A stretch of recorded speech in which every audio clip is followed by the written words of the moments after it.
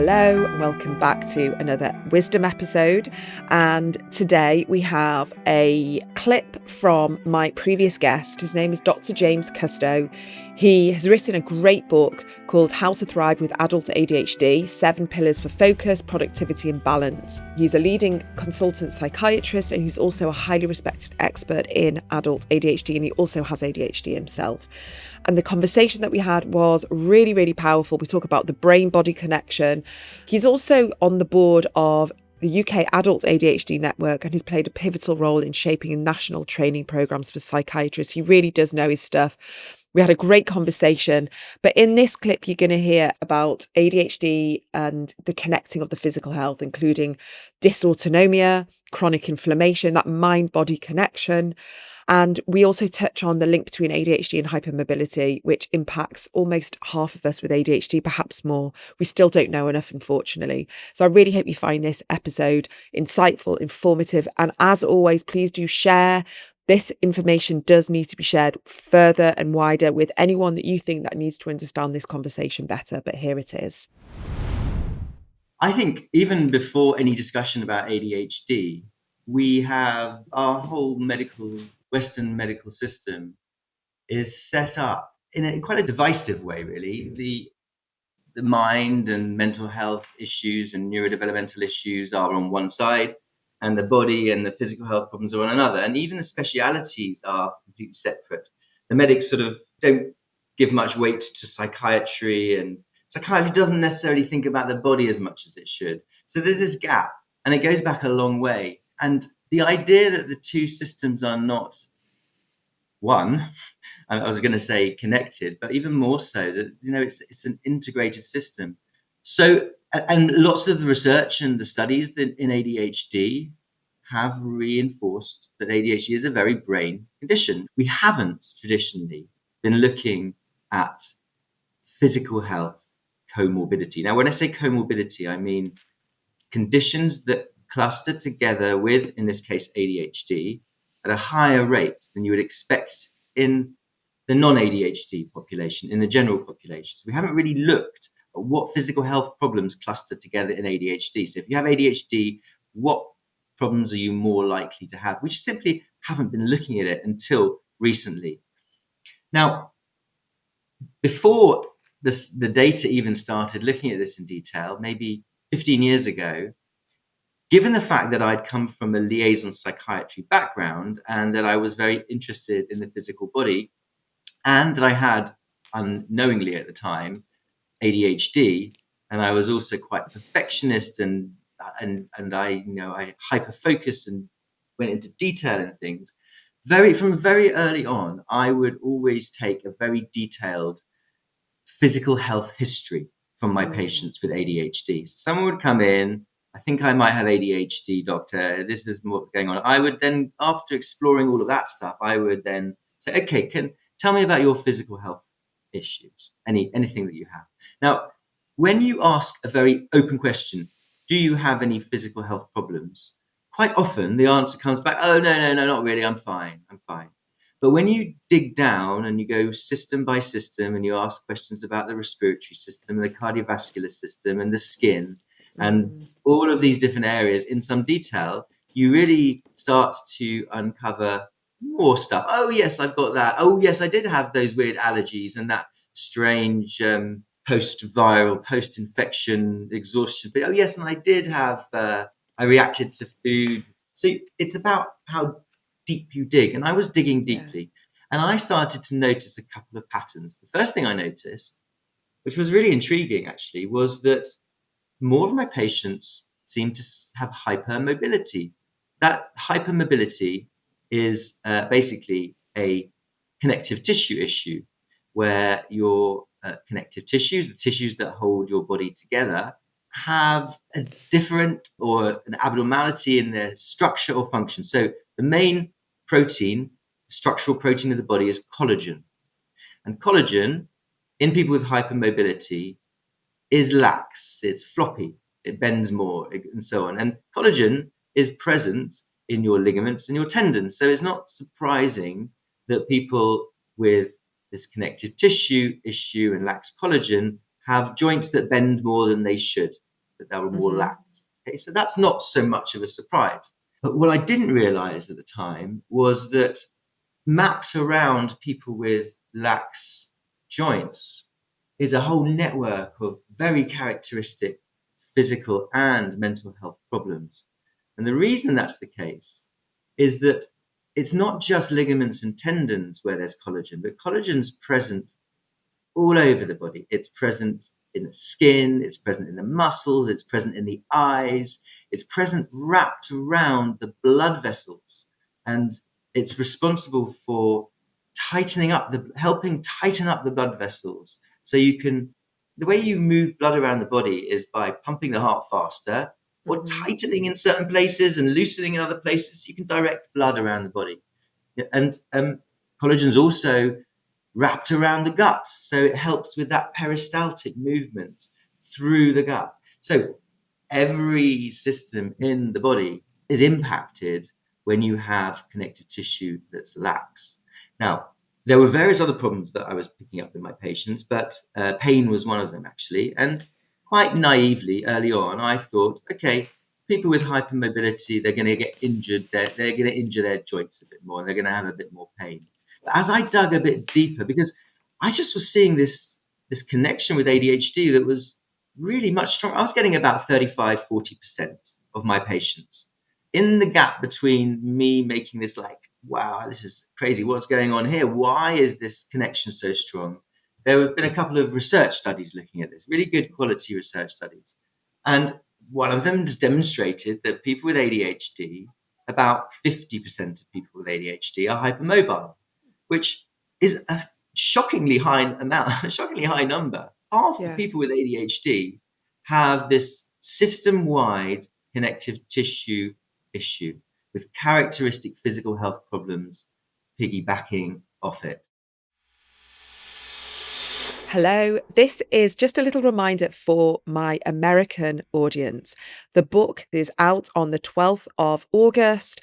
So I wanted to let you know that you've probably been hearing me talk about the book because it came out in Australia and the UK earlier on. It's available in all good bookshops, and I really hope that you find it helpful. You can buy it online and in all physical bookshops. And I hope that it speaks to you. I hope that the information is there for you to dip in and dip out of. So thank you so much to everyone that has bought it so far. Your reviews and your testimonials on all the bookshop sites, especially sort of Amazon or Barnes and Noble or wherever you buy your books from, is essential to get this book more visible out there so more people can find it. So thank you so much for sending me your amazing reviews. But if you could also put that on the retailer website as well, that is incredibly helpful. And if anyone that uses Goodreads and you are on there and you utilize it, a review on Goodreads would also be so appreciated. So thank you so, so much. And now back to today's episode. The more I dug and the more I uncovered, the more I realized that actually looking at ADHD from this broader distance, looking at the physical health stuff and all this hypermobility stuff, it's as if ADHD is just one component of a much bigger map. Yeah. That at least in some people, I mean, I'm not at 50% of people don't have hypermobility who have ADHD. So I'm not suggesting that what we understand to be ADHD is purely this, but there is this very large group within the ADHD community, and it's more women than men actually, because hypermobility affects women more than men, but that have a very characteristic cluster of problems that seem to be very much to do with their connective tissue and their immune system. These patterns basically align. The ADHD comorbidities and the hypermobility comorbidities strongly overlap. And over the last few years, there has been more and more evidence showing that ADHD is linked to pain disorders, to fibromyalgia, to chronic fatigue syndrome. There's a massive increase in allergies and autoimmunity in the ADHD population. There are studies looking at inflammatory mediators, inflammatory chemicals in the bloodstream, and there are much higher rates in ADHD and even higher rates in autism, actually.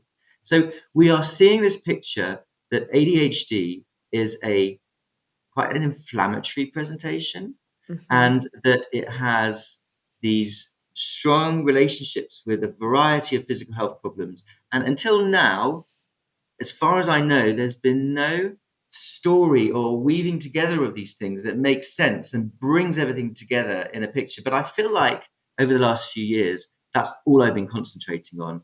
And I think I found some very, very interesting things. And I've called the model that maps this out the somatic super syndrome and its neuropsychiatric expression or sequelae. It's basically saying that all of the mental health problems, many of the mental health problems and neurodevelopmental problems we know today, including issues around pain and sensitivity and fatigue, which are more neurological than psychiatric, are linked to this cluster of physical health problems and, in all likelihood, driven by inflammation and impaired blood supply to the brain. Now, this is the key point. I'm sorry, it's taken me quite a long time to get here because it's not straightforward.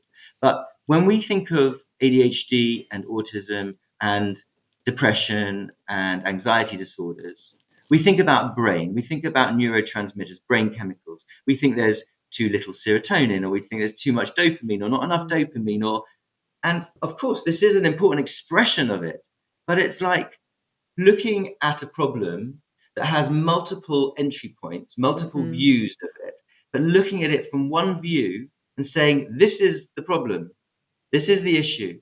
Whereas actually, if you look at it from a different angle, from maybe the body or from the immune system, you see a different picture, but it's the same thing. It's like you're looking at different parts of an elephant, but you're fascinated by the feet. But in fact, there's a whole elephant there with different angles to look at it.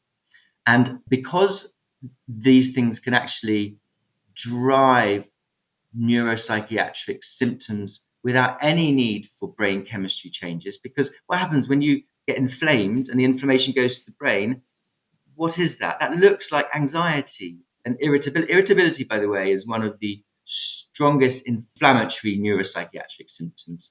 I went to a very impressive talk that recently that said that irritability is quite a strong inflammatory symptom. So it's basically saying we can explain a lot of mental health and some neurodevelopmental things without needing to talk about neurotransmitters, talking about not enough blood to the brain. Because one of the clusters in this group is actually something called dysautonomia. And this is where your autonomic nervous system is not working properly. One of the main conditions in dysautonomia is POTS. And many of your viewers will know what POTS is. It's called postural orthostatic tachycardia syndrome. And basically, you stand up and then you get symptoms. You're getting symptoms, you get heart racing very fast, you get dizzy and lightheaded. You're getting symptoms because there's not enough blood supply going to your brain. And if there's not enough blood supply going to your brain, there's not enough oxygen going to your brain. And why are you getting a heart racing? Because your heart's trying to compensate and get more blood to your brain. But those symptoms you get when you have a POTS attack, or the people who stand up and get dizzy and lightheaded regularly, that's a very obvious, acute, dramatic presentation of not enough blood to the brain. What if you dialed it down a bit and there's not quite enough blood going to the brain? What does that look like? It looks like anxiety and depression and irritability and sleep problems and mood problems. And which one is it? Is it not enough blood to the brain or inflammation going into the brain? Or is it what we traditionally understand to be ADHD? So hypermobility, let's just be really clear, first of all, that not everyone who has lax joints has problems. There's asymptomatic or uncomplicated hypermobility. And you live with it and you have no problems. You might do gymnastics more likely than other people. And as long as you don't get injured or you don't get ill down the line, then that hypermobility is just normal variant stuff. However, quite a large proportion of the hypermobility world will at some point develop a characteristic cluster of problems. And they typically include Problems linked to pain, like I said before, pain due to injury, overstretching joints and getting injured and getting deconditioned, and then that spiraling. But there are other non-injury related complications, this characteristic picture I'm talking about, that include dysautonomia and immune overactivation. So this is the triad, the hypermobility syndrome, which is known as Ehlers-Danlos Syndrome when it gets pathological, when there's a problem linked to it, or hypermobility spectrum disorder. These are two clusters. The Ehlers-Danlos syndrome is the more severe end of the spectrum, but don't be mistaken, hypermobility spectrum disorder, or HSD, can be extremely serious. But it's basically, this group of people are people with hypermobility and other problems. They typically have dysautonomia, immune overactivation, and over time, they're more likely to get gut-related problems for a variety of reasons, and autoimmune related illness over time. Because think about it, the immune system is reacting excessively. Something's triggering it and it's reacting chronically excessively, producing lots of inflammation, which by the way, is how you generate the ADHD or the anxiety, etc., those symptoms. And when a system is firing too much, it's excessively firing, it's not a big jump for it to start making mistakes. And instead of attacking the bacteria or the virus, that it starts attacking aspects of the cell. And that's what autoimmunity is. So this is the pattern: immune overactivation and autoimmunity, dysautonomia, like dysfunction of the autonomic nervous system, which interestingly is the stress system, as well as being the how do you move blood around the body system. The autonomic, this is the parasympathetic and the sympathetic, this balancing thing. And so you get this cluster with hypermobility, dysautonomia, immune overactivation, and gastrointestinal problems. And all of those things, in slightly different ways, actively, physically drives mental health symptoms. And that's why people with hypermobility have way higher rates of most mental health problems, but particularly ADHD. Anxiety is probably top of the list. So I hope you enjoyed listening to this shorter episode of the ADHD Women's Wellbeing podcast. I've called it the ADHD Women's Wellbeing Wisdom because I believe there's so much wisdom in the guests that I have on and their insights. So sometimes we just need that little bit of a reminder, and I hope that has helped you today, and look forward to seeing you back on the brand new episode on Thursday. Have a good rest of your week.